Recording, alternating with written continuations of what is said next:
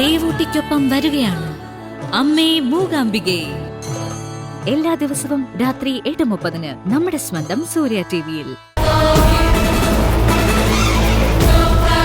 വീട് വിൽക്കുന്നതിനെ കുറിച്ച് പറയാനുള്ള അധികാരം എനിക്കല്ലേ? സൂര്യ, എന്താ ഇത്? ഇയാളെ നീയാണോ വിളിച്ചത്? അതെ അച്ഛാ, ഞാനാ ഇയാളോട് വരാൻ പറഞ്ഞത്. എന്തിന്? വീട് വിൽക്കാൻ.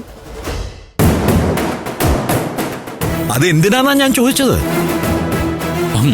പത്മ മാഡം ചെക്കിൽ ഒപ്പിടാത്തതുകൊണ്ട് കമ്പനി കാര്യങ്ങളൊക്കെ വഴിമുട്ടി നിൽക്കുകയാണല്ലോ. തൽക്കാലം പിടിച്ചു നിൽക്കണമെങ്കിൽ പണം വേണമല്ലോ. അപ്പൊ പിന്നെ കയ്യിലുള്ള എന്തെങ്കിലും വിറ്റല്ലേ പറ്റൂ. അതുകൊണ്ട് ഈ വീട് വിൽക്കാൻ ഞാനങ്ങ് തീരുമാനിച്ചു. അതെങ്ങനെ നിനക്ക് തീരുമാനിക്കാൻ പറ്റും? എനിക്കേ തീരുമാനിക്കാൻ പറ്റൂ. ബിക്കോസ് ഈ വീട് എന്റെ അപ്പൂപ്പൻ എന്റെ പേരിൽ എഴുതി വെച്ചിട്ടുള്ള വീടാണ്.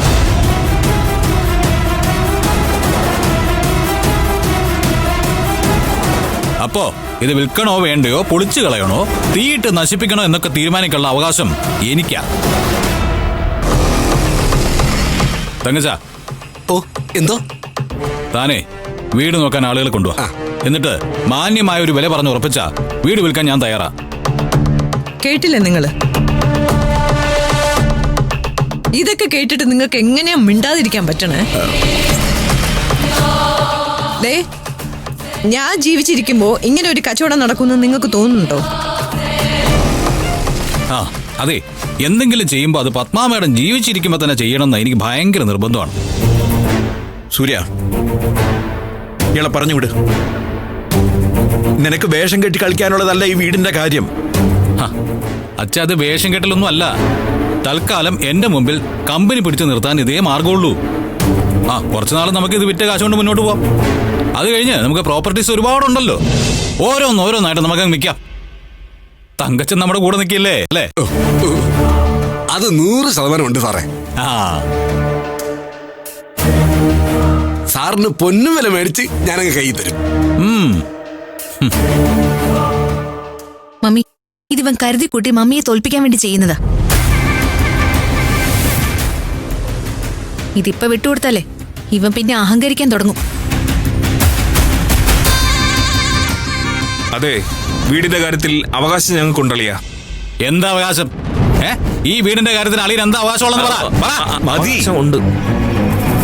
മതിയെങ്കിൽ മതി. അപ്പൊ തങ്കച്ച, എത്രയും പെട്ടെന്ന് ഒരു ബയറെ വേണം. രൊക്കം ക്യാഷ് കയ്യിലുള്ള ഒരു ബയർ. ആധാരം എഴുത്തും കാര്യങ്ങളൊക്കെ എപ്പോ വേണമെങ്കിലും ചെയ്യാം.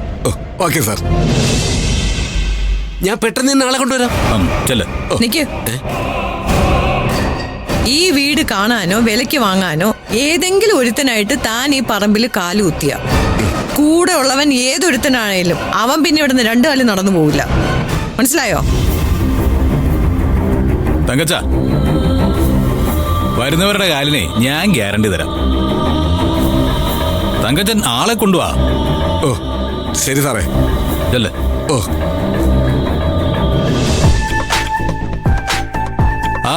സർവ്വം നശിച്ചാലും കുഴപ്പമില്ലാന്നല്ലേ പറഞ്ഞത്. ഞാൻ ഇനി അങ്ങോട്ട് നശിപ്പിക്കാൻ തുടങ്ങുക. അത് കണ്ടിരുന്ന് കരയാനേ പത്മാ മേഡത്തിന് കഴിയൂ. പണ്ടേ ഞാൻ പറഞ്ഞിട്ടുള്ളതാ, സൂര്യയോട് വാശി കാണിക്കരുതെന്ന്. കളി ഞാൻ പഠിപ്പിക്കും കേട്ടാ.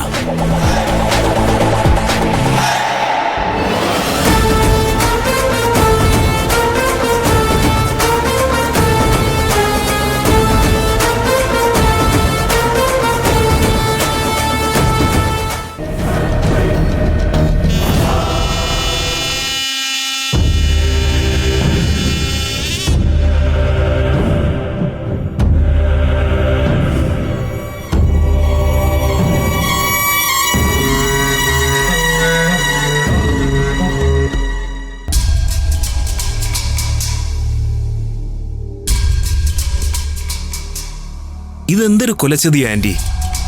നമ്മൾ താമസിക്കുന്ന വീട് വിൽക്കുക എന്നൊക്കെ പറഞ്ഞാല് ഇത് പുറത്തിറങ്ങിയുള്ള സ്ഥിതി എന്താ? നമ്മുടെ കമ്പനി തകർന്നു, നമ്മുടെ സാമ്പത്തികമായ അടിത്തറ തകർന്നു എന്നല്ലേ നാട്ടുകാർ വിചാരിക്കുക? മമ്മി, ഇതൊക്കെ അവൻ കരുതിക്കൂട്ടി ചെയ്യുന്നതാ, മമ്മിയുടെ മുന്നിൽ അവളെ ജയിപ്പിക്കാൻ വേണ്ടി. ആന്റി, ചിലപ്പോ ഇങ്ങനെ ഒരു കാര്യം ചെയ്യാൻ അളിയനോട് അവൾ ആവശ്യപ്പെട്ടതാണെങ്കിലോ? അവൾ അതിന് മടിക്കില്ല. മമ്മി എന്താ ചെയ്യാൻ പോകുന്നത്? അവന്റെ ഇഷ്ടത്തിന് അവൻ കാര്യങ്ങൾ ചെയ്തോട്ടെ എന്നാണോ? എന്നെ ഭയപ്പെടുത്താൻ അവന്റെ ഉദ്ദേശം. സ്നേഹം കൊണ്ട് പരാതി പറയുന്ന ഒരു അമ്മയെ അവൻ കണ്ടിട്ടുള്ളൂ. എതിർത്ത് നിൽക്കുന്നവരെ നശിപ്പിക്കാൻ ശേഷിയുള്ള പത്മയെ അവൻ കണ്ടിട്ടില്ല. ആന്റി ഇഷ്ടപ്പെട്ടാലും ഇഷ്ടപ്പെട്ടില്ലെങ്കിലും ഒരു കാര്യം ഞാൻ പറയാം. ആന്റി വാശി പിടിച്ച അളിയനും വാശി പിടിക്കും. അതുകൊണ്ട് അങ്കിളിനോട് പറഞ്ഞ് ഇതൊരു സമാധാനത്തിന്റെ രീതിയിൽ അവന്റെ കാല് പിടിക്കാനോ അതോ അവളുടെ കാല് വീണ് കെഞ്ചാനോ? അല്ല, നീ എന്താ പറയുന്നേ? പിന്നെ അവന്റെ അച്ഛന്റെ കാര്യം. മകൻ ഈ കാണിച്ചു കൂട്ടുന്ന തോന്നിയാസങ്ങൾക്ക് മുഴുവൻ ഒരക്ഷരം മറുപടി പറയാതെ അഭിനയിച്ച് നിൽക്കുക. അത് മമ്മി പറഞ്ഞത് സത്യം. സൂര്യ നന്ദിനെ ജയിപ്പിക്കാൻ ശ്രമിക്കുന്നുണ്ട്. പക്ഷേ നന്ദിനി ജയിച്ചു നിൽക്കണമെന്ന് ഈ വീട്ടിൽ ഏറ്റവും കൂടുതൽ ആഗ്രഹിക്കുന്നത് ഡാഡിയാ.